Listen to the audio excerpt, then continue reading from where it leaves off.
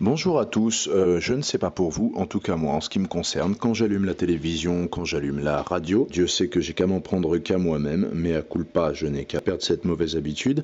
Néanmoins, je constate que les personnes qui sont chargées de nous expliquer un peu les différents sujets qui agitent l'actualité, eh bien, ont toujours la même pédagogie, c'est-à-dire des mensonges grossiers, des réponses partielles, des écrans de fumée, des effets de manche variés, mais qui finalement moi ne me convainquent toujours pas et je pense doivent convaincre de moins en moins de personnes. Ce qui est bien ici, on va parler du nucléaire, de Fukushima, puisque écoutez, le nuage de Tchernobyl, lui, il s'était arrêté net dans l'espace, hein, au niveau de la géographie, il s'était arrêté pile aux frontières de la France.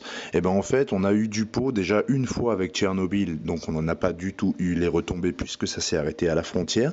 En ce qui concerne Fukushima, très bonne nouvelle, rassurez-vous, rangez les cachets de sodium là, puisque le nuage de Fukushima et ses retombées radioactives se sont arrêtées cette fois dans le temps médiatique, elles se sont arrêtées pile à l'affaire DSK. Donc moi je voulais remercier Dominique Strauss-Kahn de nous avoir sauvés de la contamination par radiation. Donc s'il était innocent, merci 2 fois plus, même s'il est coupable, 3 fois plus merci. Et puis voilà. Donc par rapport à Fukushima, on a des gens qui viennent nous en parler et ce qui est sympa, c'est que de temps en temps, on en a qui sont vraiment archétypiques. Là par exemple, quand on reçoit Besson, si on est un petit amateur des éléments de langage du gouvernement, des petits discours tout faits qui tournent en rond et pour lesquels on se dit que zut alors, si on avait un journaliste un peu plus nerveux en face, les pauvres, ils feraient un court-circuit parce qu'on sent bien que le discours est vraiment vous savez, comme une petite poésie apprise par des enfants. Et donc voilà, on va commencer, on va bien se marrer. Mais cela dit, pourquoi pas nous, si on s'y met maintenant, sortir du nucléaire un jour? Parce que nous ne pensons pas que ce soit une bonne chose pour la France. Dire cela, ce n'est pas critiquer l'Allemagne. L'Allemagne est souveraine, l'Allemagne fait ce qu'elle veut. Mais elle va devoir résoudre une équation que tout le monde connaît. C'est-à-dire, à quel coût, quelles conséquences pour son indépendance énergétique et troisièmement, quelle émission de gaz à effet de serre. Voilà, donc on est à peu près à 7 secondes d'émission concernant le sujet du nucléaire et ça y est, on a fait le tour, hein. Les 3 arguments sont là. On a dit quel coût, quelles conséquences et quelles émissions de gaz à effet de serre.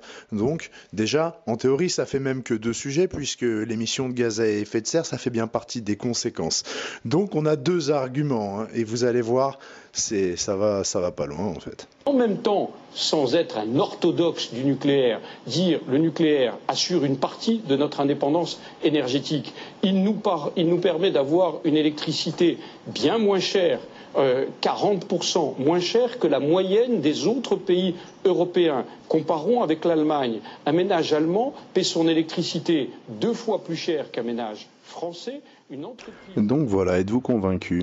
Le fait de sortir de l'énergie nucléaire condamnerait donc chaque pays qui en prendrait la décision à des coûts supplémentaires, déjà sur le prix de l'électricité, et puis à des coûts environnementaux, ce qu'il appelle les conséquences en termes de dépenses de CO2, et bien en fait qui consiste à acheminer des énergies fossiles jusqu'en France. Donc voilà, il y a ce gros souci, hein. Vraiment ça embête Monsieur Besson, hein, qu'on continue d'émettre du CO2. Donc la seule solution pour nous, hein, c'est de continuer le nucléaire.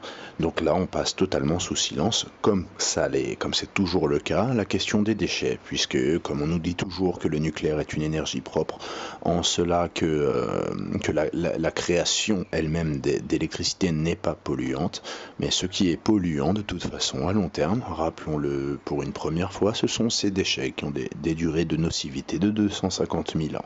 Donc peut-être que ça ne fait pas partie des coûts environnementaux qui viennent à l'esprit de Monsieur Besson, mais nous y pensons. On va voir s'il va aborder le sujet. Le nucléaire, ça n'est pas une religion, pas une doctrine, c'est un outil. L'atome, c'est un outil qui nous est donné. Ça sera peut-être une énergie transitoire, ça sera peut-être une énergie transitoire, ça sera peut-être une énergie transitoire. Moi je dis, sur ce siècle, Je pense qu'elle nous est indispensable. Elle nous est d'autant plus indispensable nous, nous la France, mais l'ensemble du monde. Mais le monde.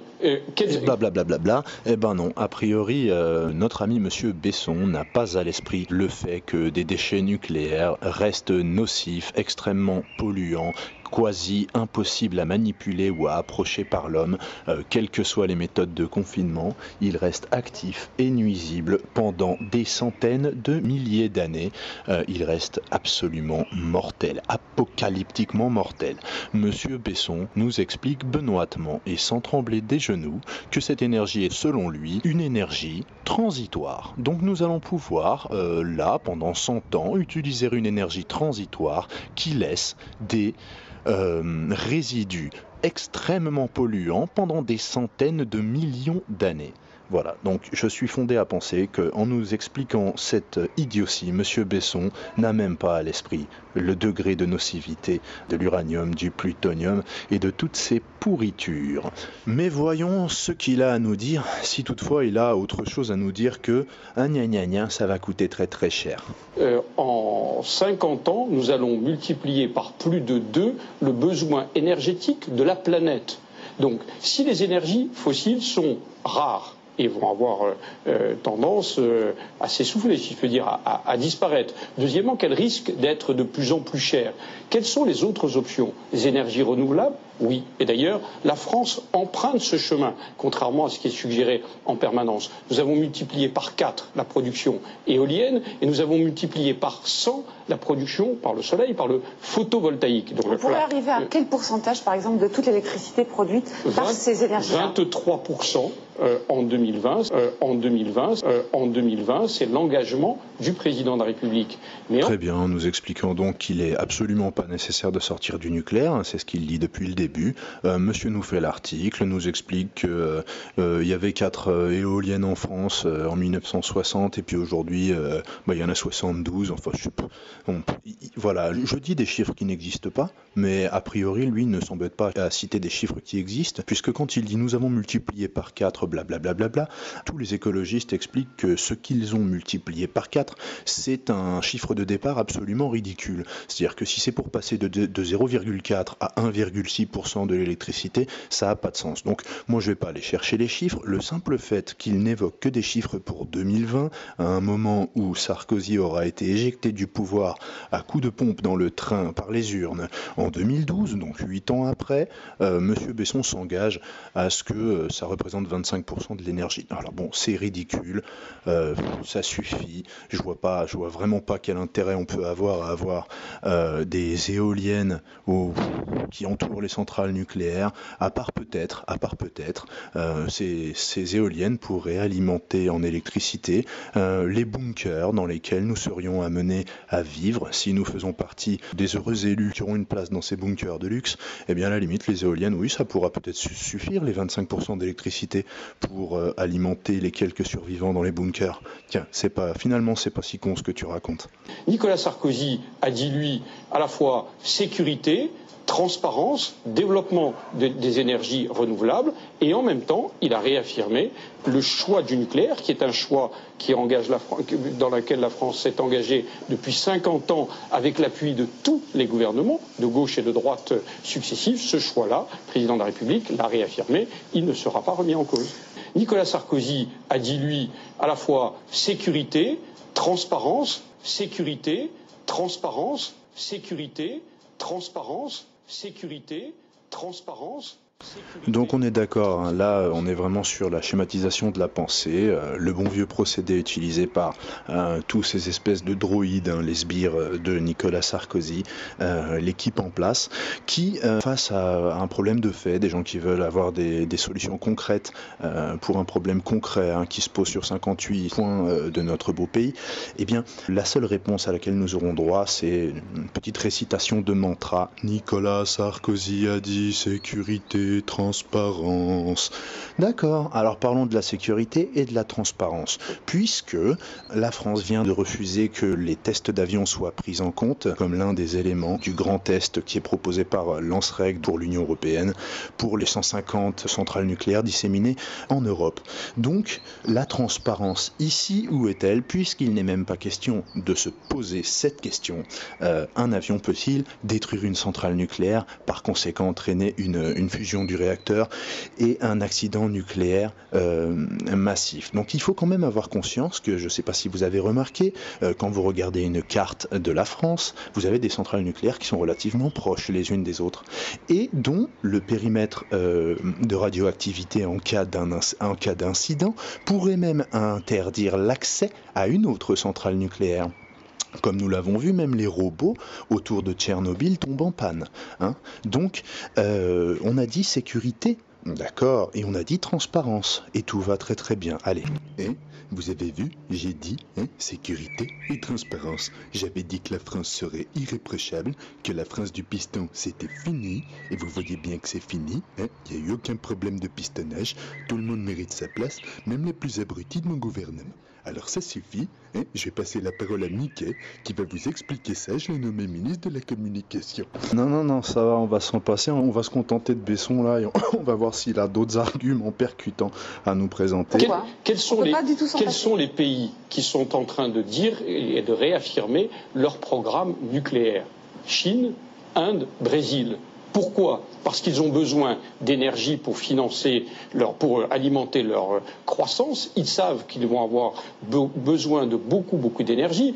Un chiffre, un seul, en 50 ans, nous allons multiplier... Ah ouais, je l'avais oublié celui-là, cet argument à la con là qu'on nous resserre tout le temps, c'est-à-dire que pour toutes les réformes, pour tout ce qui va nous enlever des droits sociaux, des droits du travail, on nous dit regardez dans les autres pays, blabla. Ils en sont des mecs comme Dassault, comme Bernadette Chirac, à dire oh regardez comme ils travaillent les Chinois, enfin franchement, si en France ils sortaient les doigts, on aurait quand même une belle économie, on sortirait des produits pas chers avec des gens qui dorment dans les usines. Donc la Chine, quand même, qu'on est en train de nous citer comme exemple, et l'Inde, il faut dire dans quel contexte on les cite, je le rappelle, on est en train de parler du nucléaire, on est en train de parler de préoccupations écologiques. Et monsieur Besson, là, il nous dit, oui mais regardez, la Chine et l'Inde, ils se positionnent sur le nucléaire, ils réaffirment leur position pro-nucléaire, donc nous, on doit faire pareil. Donc, est-ce que on va aller, par exemple, en Chine, prendre en compte le fait qu'il y a 40 000 morts liés à la pollution atmosphérique en Chine.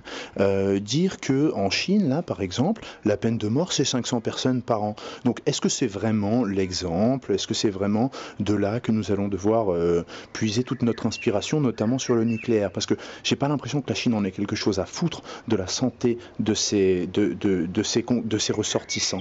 C'est vraiment pas ce qui vient à l'esprit quand on pense à la Chine, un pays qui se soucie de la santé de ses ressortissants. L'Inde, on va aussi aller prendre des leçons. Le Gange, fleuve sûrement le plus pollué du monde. Il y a des castes, il y a des gens qui sont des intouchables. Et là, on va aller s'inspirer, par exemple, de ce que fait le gouvernement indien en disant, bon, ils font le nucléaire, on va faire nous aussi, on va continuer. Écoutez, c'est des pays qui sont extrêmement débridés sur la question de la pollution. Ils affirment leur envie de croître, de devenir des superpuissances économiques, et ils le prouvent, ils le démontrent. À chaque fois qu'on veut les convaincre de réduire leurs émissions de CO2, ils le démontrent. Ce n'est pas leur problème. Donc nous citer des gens qui en ont rien à foutre de la pollution pour nous dicter à nous notre positionnement sur l'écologie, ça me semble aberrant. Etc.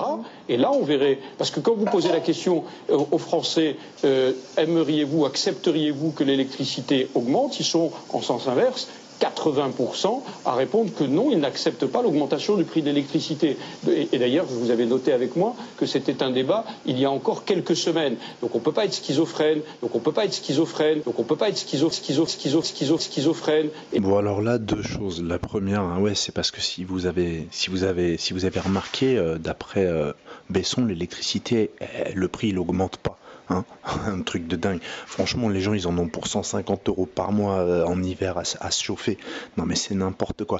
Et la deuxième chose, il nous dit qu'il faut pas être schizophrène. Juste une chose, c'est le mec qui était au Parti Socialiste au début de la campagne présidentielle et qui a écrit sur Sarkozy un bouquin qui s'appelait Les inquiétantes ruptures de Nicolas Sarkozy, où il traitait lui-même Nicolas Sarkozy de néoconservateur à passeport américain et où il nous expliquait que ce type était la plus grande menace qui est pesée sur la République française. Et là, ce mec-là, il a été ministre de l'identité nationale pour Sarkozy. Et il vient expliquer qu'il y a des schizophrènes, quelque part là, que nous on est des schizophrènes. Mais c'est quand même... wow. Donc on ne peut pas être schizophrène. Et le rôle du politique, c'est de dire la vérité à ses concitoyens. Penser qu'ils peuvent choisir entre différentes options et leur donner tous les éléments du choix. Si nous décidions de sortir du nucléaire, même progressivement, comme l'indiquent un certain nombre de responsables politiques, il faut avoir l'honnêteté de dire aux Français, c'est possible, ça vous coûtera très cher. C'est possible. Ben oui. Donc voilà, on revient donc à l'argument choc qui est le prix que ça va coûter. Eh ben, on va aller parler un peu des coûts, parce que si c'est vrai, on se demande ce que ça coûte à chaque personne sur sa facture EDF. Oui, effectivement, c'est intéressant le nucléaire et c'est plus intéressant que d'en sortir. Maintenant, si on inclut les coûts du danger du nucléaire, déjà les coûts de traitement des déchets dont nous parlons, et notamment les coûts engagés par la collectivité, donc par l'État, par le public, en cas d'incident nucléaire. Voyons ce qui s'est passé à Fukushima. L'entreprise TEPCO a été privatisée par le gouvernement japonais, puisqu'il on en est à 250 milliards de coûts entre l'évacuation de centaines de milliers de personnes, le coût d'arrêt à l'économie, les coûts colossaux engagés dans des tentatives de sauvetage de cette situation. Eh bien, il faut qu'on réfléchisse un petit peu. Si on ne veut parler que d'économie, il faut se demander déjà qui va payer si quoi que ce soit se passe en France, en cas d'avion ou pas d'avion, puisque l'effondrement du World Trade Center 1 et 2 nous a prouvé qu'avec un avion on pouvait tout à fait faire tomber un immeuble. En tout cas, c'est bien la théorie officielle, et la théorie officielle nous démontre aussi qu'on peut tout à fait sans aucun avion faire tomber un bâtiment distant de plusieurs blocs du premier incident où il y a eu des avions. Et bien on a prouvé que même sans avion un bâtiment peut s'écrouler sans aucun problème. Et puis pendant qu'on est en train de parler du World Trade, tirons aussi les conclusions, puisqu'on a vu qu'il ne faut pas être trop confiant sur la solidité d'un bâtiment. A priori, un avion, ça fait tomber une tour, et même 2 avions, ça en fait tomber 3. Tirons les conclusions. On a bien vu que le plus beau bâtiment pouvait être pulvérisé, réduit à l'état de rien du tout, de pâte à crêpes, de plâtre. Eh bien, tirons les conclusions. Voilà. Et bâtissons autour des centrales nucléaires françaises et européennes et même mondiales des enceintes de sécurité, des sarcophages en passeport. Puisque, comme on l'a bien vu, le passeport est constitué d'une matière qui est la plus solide de l'univers, puisqu'il en est resté 1 ou 2 suite à l'effondrement du World Trade. C'était une petite parenthèse pour me foutre de vos gueules. Sans avion, un bâtiment peut s'écrouler sans aucun problème. Donc pourquoi pas une centrale nucléaire?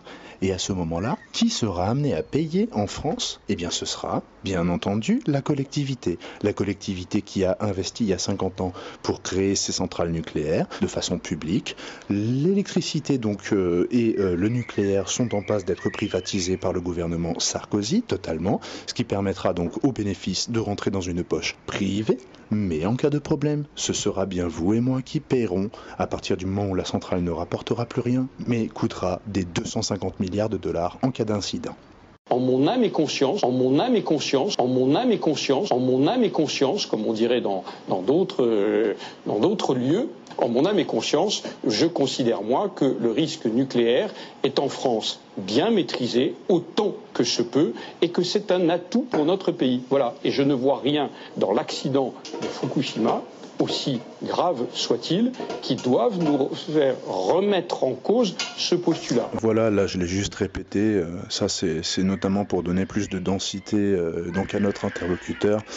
Il a dit en son âme et conscience. Quand on connaît le CV du bonhomme, le Judas, le traître de théâtre, c'est quand même rigolo. Réécoutons-le un petit peu. En mon âme et conscience, en mon âme et conscience. Voilà, en son âme et conscience, le mec. Il faut qu'on soit rassuré là, non mais en son âme et conscience. Le premier mec qui a été ministre de l'immigration et de l'identité nationale, en son âme et conscience. Non mais écoutez ça, les mots ont plus aucun sens. C'est comme dans les publicités, je vous en parlerai, mais vous n'allez pas entendre parler beaucoup de liberté, hein, mais liberté, vous en entendez parler dans les pubs, hein, le déodorant, la liberté, hein, vous prenez le pouvoir avec le rasoir à 75 lames, mais que des conneries. Et voilà, les mots ils ont aucun sens parce que, en son âme et conscience. Ce qu'on vient d'évoquer, c'est le cœur de la question. Dire la vérité, tout simplement. Et ne pas repousser. Vous évoquiez le sondage tout à l'heure. C'est normal. Vous dites aux Français une sortie progressive. Ils se disent c'est raisonnable. Il faut leur dire la vérité. Il faut leur dire à quel coût, quelles conséquences, etc. Et là, on verrait. Parce que quand vous posez la question aux Français, aimeriez-vous, accepteriez-vous que l'électricité augmente, ils sont en sens inverse.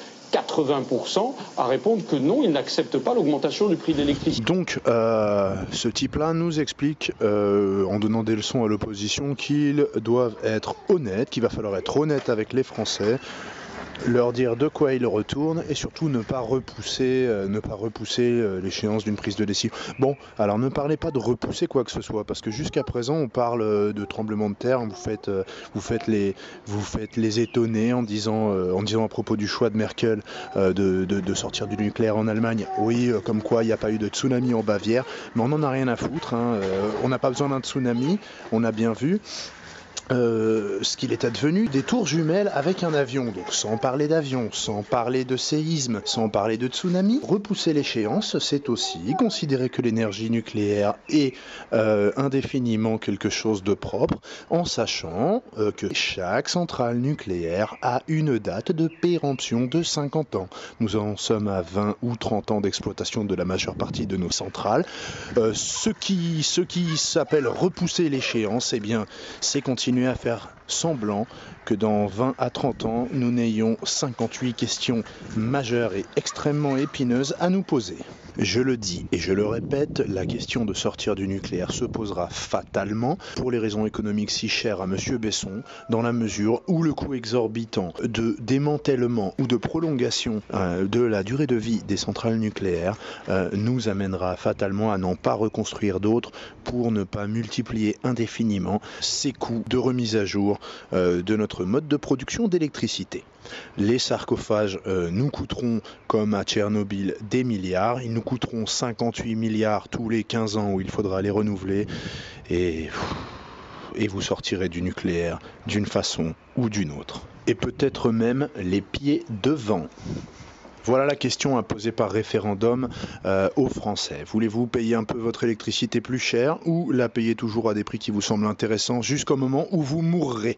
Voilà, parce que même si on ne meurt pas, une centrale nucléaire qui explose dans un pays, on l'a vu à Tchernobyl, c'est des centaines de milliers de cancers, si ce n'est des millions, peut-être 4 millions en Ukraine, qui auront recours donc à la chimiothérapie pour essayer de survivre encore un peu. De là à se demander si des promoteurs, des constructeurs de centrales nucléaires ne seraient pas également des marchands de traitements anti-cancer, il n'y a qu'un pas, et puis je le franchirai si je veux un peu plus tard.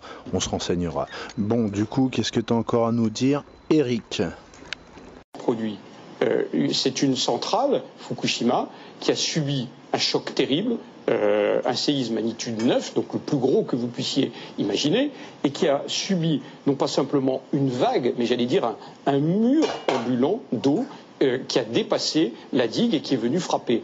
Malgré cela, la centrale a tenu. La grande surprise, c'est que nous n'ayons pas, les TEPCO, le producteur japonais, n'a pas été capable d'acheminer des systèmes de secours pour refroidir le cœur du réacteur dans des délais qui lui auraient permis de le contrôler. Nous allons en tirer toutes les conclusions. L'EPR, le réacteur de 3e génération que nous sommes en train de construire à Flamanville, tire déjà les leçons par anticipation de ce type d'accident. Par ailleurs, l'autorité de sûreté nucléaire va tirer toutes les conclusions de cet examen, c'est-à-dire que, en cas de conjonction de risques, séisme, plus inondation, plus choc brutal, est-ce que nos centrales sont totalement adaptées? Vous avez noté que le...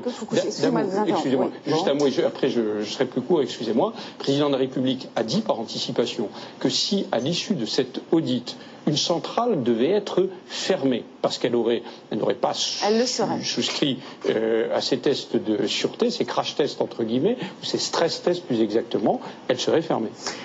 Il y a quand même, depuis 30 ans, eu 3 accidents de centrales. Alors c'est vrai que Tchernobyl, c'est un pays...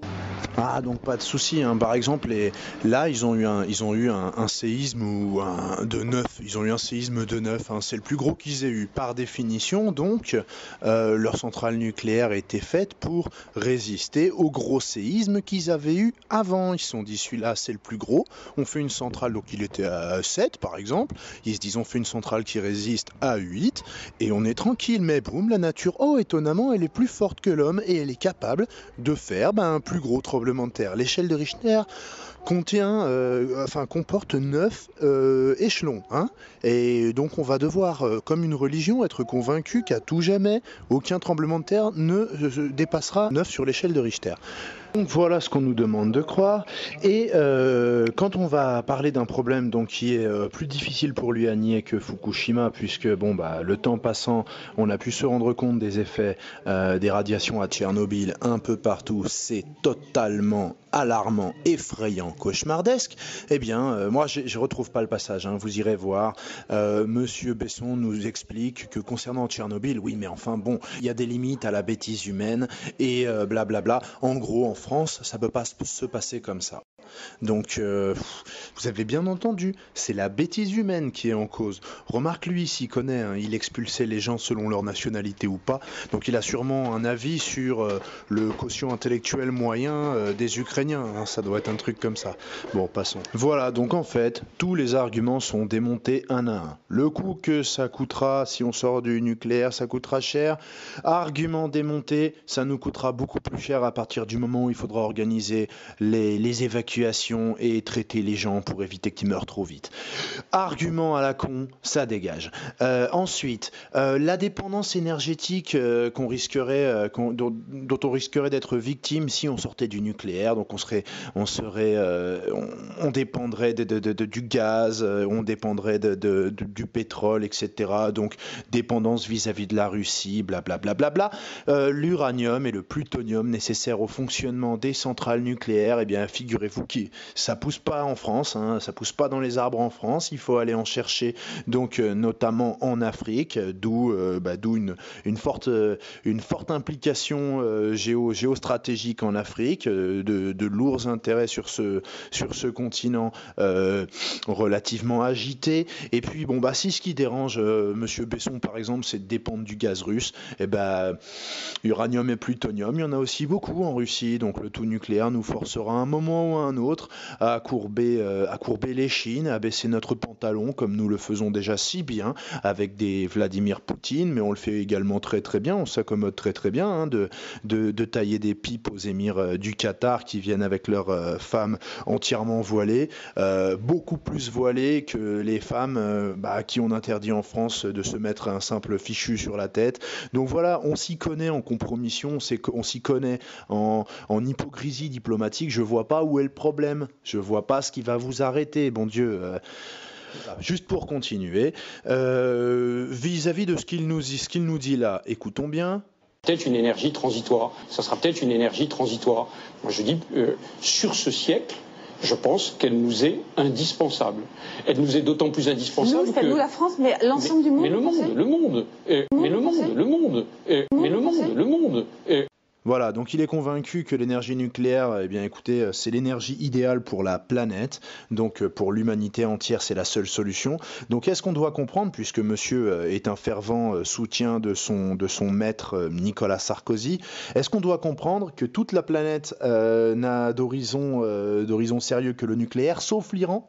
Est-ce qu'on doit comprendre ça ? Parce qu'il n'y a pas si longtemps, vous les Atlantistes, vous étiez prêts à bombarder l'Iran parce qu'il voulait se doter du nucléaire civil. Et actuellement, ce n'est pas l'Iran que vous bombardez, rappelez-vous bien, c'est la Libye de Kadhafi que vous bombardez. La Libye de Kadhafi à qui Nicolas Sarkozy souhaitait vendre des centrales nucléaires. Bravo, vous gagnez un masque à gaz et 1 an de pilule d'iode en cas de radiation. Donc comment est-ce qu'on va défendre cette position, hein ?